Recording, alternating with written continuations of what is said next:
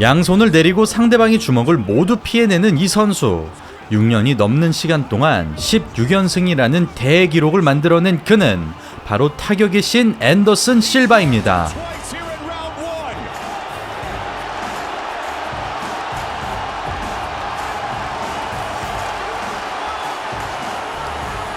Griffin has huge heart though. Look at Silva. I mean that's just amazing. 이처럼 UFC에는 도저히 패배가 그려지지 않는 절대 강자들이 있습니다. 현재를 기준으로 볼카노프스키와 존 존스를 예로 들 수 있겠죠. 그러나 영원한 강자는 없다는 말이 있듯이 언제나 기존의 강자를 뛰어넘는 새로운 강자가 나오기 마련인데요. 무패의 론다 로우지가 홀리홈에게 충격적인 KO 패배를 당했을 때만큼, 아니 그 이상으로 격투계에 엄청난 쇼크를 선사한 경기가 있습니다. 바로 타격의 신 앤더슨 실바를 KO시켜버린 크리스 와이드먼입니다. 와이드먼의 격투 인생은 참 기구합니다. 그는 초고속으로 올라간 만큼 너무나 빠르게 추락했는데요. 무엇보다 참 신기한 게 앤더슨 실바와의 2차전에서 그의 킥을 체크하며 실바의 다리가 부러져 버리는 장면이 나왔는데요. 이후 본인도 똑같이 다리가 부러지는 부상을 당하며 경기에서 패배하고 맙니다. 그렇다면 UFC 역사상 가장 충격적인 경기로 꼽히는 KO승을 만들어낸 크리스 와이드먼은 도대체 어떤 선수일까요? 네, 오늘은 승률 100%를 자랑하며 싸움의 신 앤더슨 실바를 2번이나 처참하게 박살낸 와이드먼에 대해 알아보도록 하겠습니다. 시청자 여러분 안녕하십니까? 격투기 유튜버이자 해설위원으로 활동 중인 저는 차도루입니다. 투기 종목, 다시 말해 싸움과 관련된 스포츠를 좋아하신다면 저희 차도루 채널 구독하기 잊지 말아주세요. 1984년 6월 17일 뉴욕 볼드윈에서 3남매 중 둘째로 태어난 와이드먼. 그는 형과 함께 어릴 때부터 레슬링을 시작했고 일찌감치 재능을 인정받았습니다. 와이드먼은 형의 괴롭힘 때문에 유난히 힘든 청소년기를 보냈는데요. 동네에서 가장 거칠기로 유명했던 그의 형은 쿠키를 주지 않는다며 머리를 향해 무거운 물체를 던지거나 레슬링부의 친구와 싸움을 붙이는 등 무자비한 폭력을 일삼았고, 한 번은 와이드먼이 자전거 사고로 어깨와 쇄골이 부러지자 친구들을 불러 모은 다음 부상 부위를 가격하도록 시켰다고 합니다. 그런 형의 시퍼런 서술 속에서도 꿋꿋하게 레슬링을 연마한 와이드먼. 이후 대학에서 레슬링 선수로 활약한 그는 NCAA 디비전 1에서 2차례나 올 아메리칸에 등극, 체육학 석사와 심리학 학사를 따내는 등 형의 무자비한 폭력과 학대를 이겨내고 굉장히 건설적인 나날을 보냈습니다. 네, 이처럼 와이드먼은 심리학 학사가 있는데요. 그가 앤더슨 실바와의 경기에서 도발에 넘어가지 않고 오히려 침착하게 KO를 따낼 수 있었던 이유는 심리학에 대한 전문성 덕분에 심리전에서 밀리지 않았다는 이야기도 있었습니다. 아무튼 그렇게 대학을 졸업한 와이드먼은 레슬링 코치로 활동하며 올림픽을 준비하고 있었습니다. 그러던 도중 UFC 웰터급 전 챔피언인 맷 세라의 주짓수 강의를 듣게 되면서 격투기에도 관심을 가지기 시작하죠. 그 후 레슬링 국가대표팀에 뽑히지 못하면서 인생의 기로에 놓이게 된 와이드먼. 당시 서브미션 레슬링에 재미를 붙였던 그는 다음 올림픽을 준비할 것인지 아니면 MMA로 넘어갈 것인지를 고민했고, 짧은 시간 만에 주짓수 실력이 급성장하면서 MMA를 해보기로 결정합니다. 그렇게 MMA 체육관에 들어간 와이드먼은 2009 ADCC 서브미션 레슬링 대회에 참가하여 MMA의 초석을 다지는데요. 그는 파죽지세로 8강에 오르지만 하필이면 안드레 갈벙을 만나 패배합니다. 그리고 2009년 링 오브 컴뱃이라는 단체에서 프로 데뷔전을 가진 와이드먼. 시작과 동시에 안아던지기로 날려버린 그는 수준이 다른 압박으로 사이드를 점유, 너무나 쉽게 탭을 받아냅니다. 이렇게 MMA를 수련한 지 채 3년도 되지 않았으나 이미 격이 다른 수준이었던 와이드먼. 그는 UFC로 가게 된다는 것을 스스로도 알고 있었고 실제로 1차 방어 이후 3달 만에 UFC로 입성합니다. 그리고 데뷔전부터 메인카드로 배정받은 와이드먼은 20전의 베테랑 알레시오 사카라를 만나죠. 사카라를 피투성이로 만들어버리며 판정 승리를 거둡니다. 그리고 와이드먼의 본격적인 UFC 침공이 시작됩니다. WWE에서나 나올 법한 벨리-투-벨리 수플렉스로 기선을 제압한 그는 라운드 종료 10초를 남겨두고 스탠딩 길로틴을 장렬. 그 뒤 상대의 의식을 깨끗이 날려버리며 가뿐히 7연승을 질주합니다. 이어지는 경기에서 11일 전에 오퍼를 받고 출전한 그는 앤더슨 실바와 타이틀전을 치렀던 데미안 마이야를 만납니다. 화려하진 않지만 탄탄한 기본기로 주도권을 가져가던 와이드먼은 주짓수 마스터인 마이야에게 테이크다운을 시도하고 진흙탕 싸움의 강점을 드러내며 판정승을 따냅니다. 이 승리로 오랫동안 고여있던 미들급의 신성으로 떠오른 와이드먼.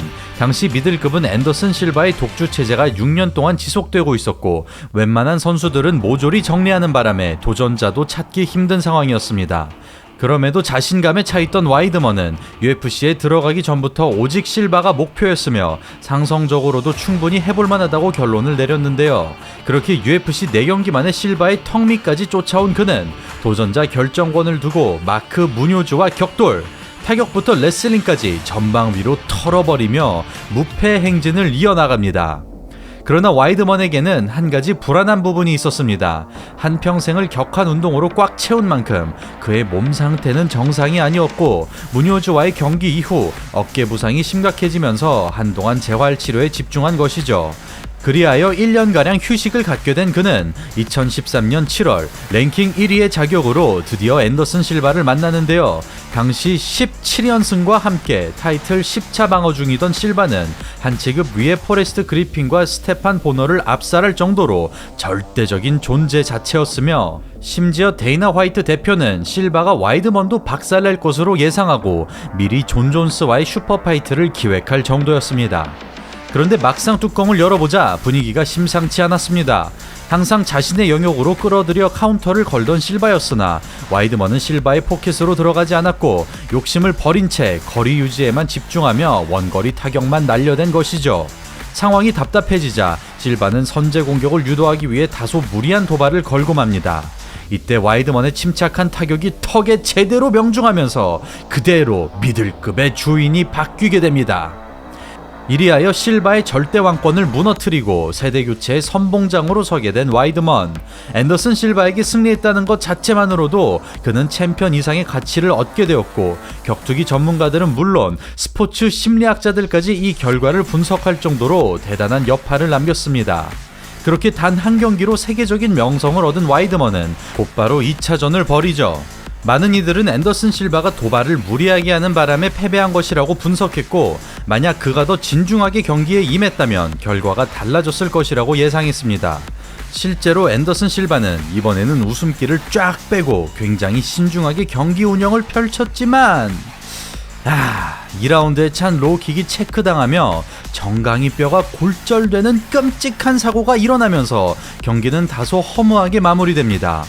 참고로 와이드먼은 킥을 마음대로 차지 못하게 만들려는 목적으로 무릎으로 로우킥을 막는 동작을 철저하게 준비했으며 연습 과정에서 실바가 다칠 것 같다는 생각이 들었지만 골절까지 될 줄은 몰랐다고 합니다. 이렇게 실바의 시대를 완전히 종식시키고 그의 명성과 자리를 고스란히 차지한 승률 100%의 뉴 챔피언 크리스 와이드먼. 레슬링을 잘하는 것은 물론이고 실바와의 타격전에서도 밀리는 모습을 보여주지 않은 만큼 와이드먼의 장기 집권이 거의 확정된 순간이었습니다. 그는 2차 방어전에서 또 하나의 전설 료토 마치다를 상대하고 접전 끝에 만장일치 판정승을 따내죠. 그리고 이 경기에서 현재도 널리 쓰이고 있는 인자강, 즉 인간 자체가 강하다는 표현이 김대환 해설위원을 통해 탄생하게 되는데요. 과거 프로게이머 허영무 선수가 깨말못이라는 표현을 만들어낸 것처럼 대체 불가능한 적절한 표현이 의도치 않게 나온 굉장히 역사적인 순간이었습니다. 그리고 이어지는 3차 방어전에서 와이드먼은 자신의 인자강력을 제대로 증명합니다. 경기 초반 비토 벨포트와의 무지막지한 폭격에 KO 직전까지 몰리지만 필사적으로 턱을 보호하며 끝끝내 버텨내고 쏟아지는 화력을 고스란히 흡수한 채 역전의 기회를 기다리죠. 대위기에도 불구하고 표정 변화 없이 기본기로 대응하는 와이드먼. 그라운드 앤 파운드의 진수를 보여주며 13연승에 성공합니다. 이렇게 기존의 강자들을 정리한 그에게 처음으로 새로운 세력이 나타납니다. 상대는 스트라이크 포스 미들급 챔피언 루크 라콜드. 그는 UFC 4연승 중이었으며 직전 경기에서 료토 마치다를 무참하게 박살냈죠. 이처럼 와이드먼이 챔피언에 오른 뒤 스트라이크 포스가 UFC에 흡수되면서 미들급은 빠르게 변하고 있었는데요. 그 중심에는 요엘 로메로, 자카레 소우자, 게가드 무사시가 있었고 루크 라콜드 역시 그 중에 하나였습니다. 1984년생으로 동갑내기일 뿐만 아니라 신체 조건마저 비슷한 락홀드.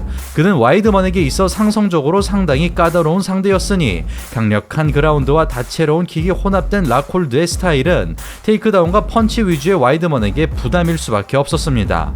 반대로 보자면 테이크다운에 걱정이 덜한 락홀드로서는 업라이트 키커 스타일을 마음 편하게 구사할 수 있다는 얘긴데요.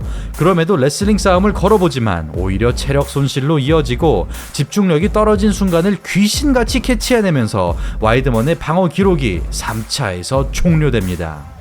이렇게 평소답지 않은 모습으로 승률 100%라는 대기록이 깨지며 커리어 첫 패배를 맛보게 된 와이드먼. 이때까지만 해도 락홀드와 와이드먼의 라이벌 구도가 형성되는 분위기였으나 경추 디스크로 2차전이 취소되고 그 사이 락홀드의 챔피언 벨트가 날아갑니다. 그러나 아직 30대 초반으로 언제든지 타이틀을 다시 노릴 수 있는 상황. 1년 만에 복귀한 와이드먼은 독 두꺼비로 유명한 요엘 로메로를 만납니다. UFC를 가는 것만으로도 이미 인간을 초월한 레벨이지만 그 중에서도 최강의 신체 능력을 가진 로메로.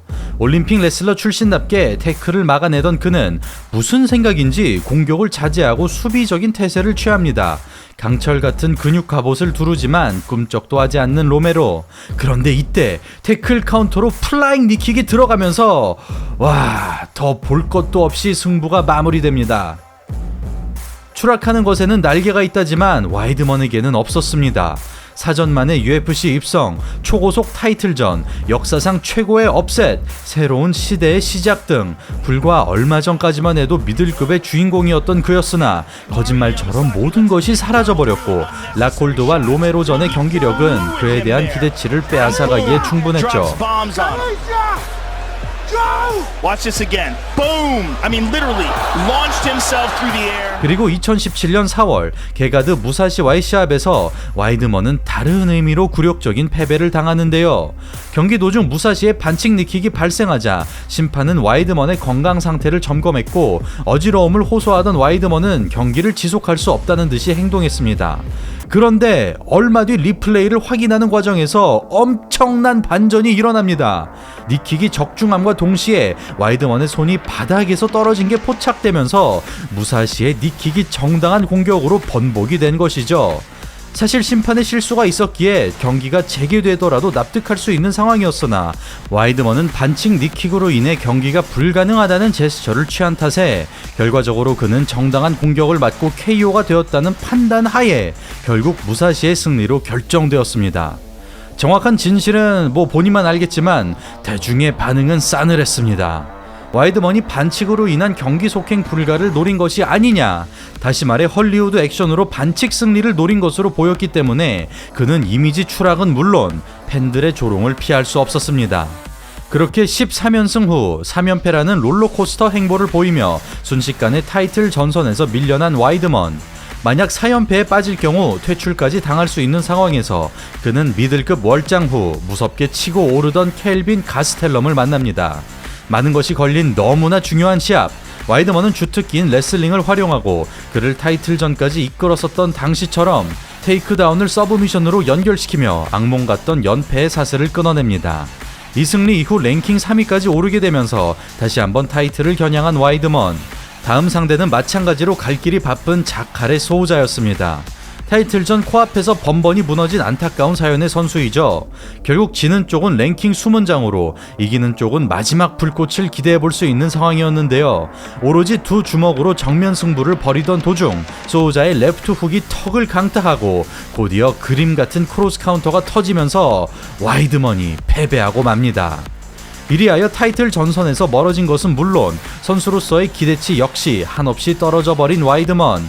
사실 정맥 주사가 금지된 락홀드 전부터 이미 그의 몰락은 예견되었고 끝없이 따라다니는 부상에서도 헤어나올 수 없었습니다. 그리고 2019년 10월 와이드먼은 침체된 분위기를 살리기 위해 라이트 헤비급으로 월장을 결정하는데요. 과거 리바운딩으로 재미를 보던 조니 핸드릭스가 정맥 주사 금지 이후 힘을 쓰지 못했듯이 와이드먼도 똑같은 입장이었고 핸드릭스가 미들급에서 실패한 것처럼 와이드먼 역시 무기력하게 패배합니다. 이후 미들급으로 돌아온 와이드먼은 다게스탄 레슬러 오마리 아흐메도프에게 승리하지만 기량면에서 의문부호를 남깁니다. 간단한 태클 동작부터 반응 속도, 맷집마저 떨어짐에 따라 자신감이 줄어든 것이 경기 중에 드러났고 특히 체력적에서 심각한 문제를 보인 것이죠.